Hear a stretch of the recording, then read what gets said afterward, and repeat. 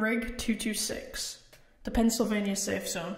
Post threats of nuclear apocalypse, Rig 226 and hundreds of other safe zones were set up.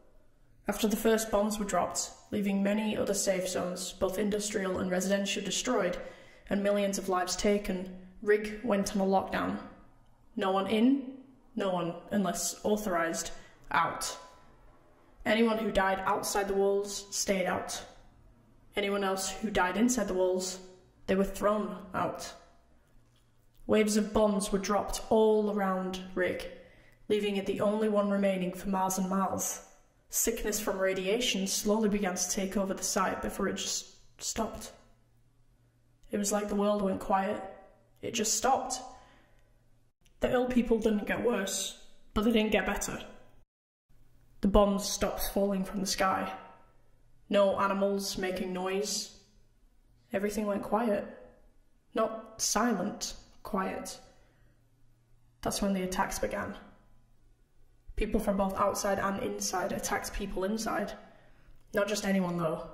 Weapons guards, storage guards, military, leadership. Anyone who had any important role. Riots from inside and war from outside. Then the walls came down. Buildings set on fire and burned to the ground. Groups of us remaining took what we could before escaping the chaos. Problem was, none of us knew where to go. We didn't know anything about the rest of the world.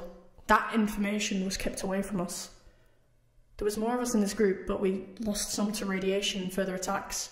People attacking and killing other people to get a can of soup or some stagnant water in bottles. The world was wrecked, ruined.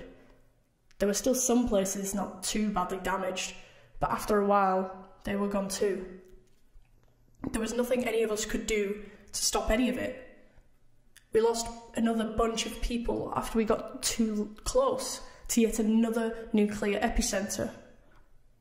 That was the main killer now. The ever-growing spread of radiation poisoning us slowly. I'm by myself now. I found somewhere to hide from the others, and currently not flooded with radiation. The people I was with started going crazy. Hallucinations were the start of that. Being able to tell if the hallucinations were real or not was bad enough. Then they started hurting themselves and others over them. The minds telling them to hurt people they trust. I left. I escaped during the night while the others were trying to sleep. I hid. I found a cottage in the middle of a forest, took any food and supplies that I could find and hid it all in the attic. That's still where I am now. Have been for months now. Every so often I hear people. I don't see them, just hear them. In the trees, out of the windows in the house. All around me. Not long before they go. It's been a long time since the last bomb dropped. I haven't seen any more since then. Still no sign of recovery from this, and still nothing from anywhere in the world. I found a radio and attempted to get a signal from it, but I got nothing. It's getting tough to live out here. I've started leaving the cottage more, searching in close by buildings for stuff to take, use and keep. The most that I've found is a few tins of beans and one of leek soup. I did, however, find a set of clothes, too big for me to be honest, but they'll be worn nonetheless.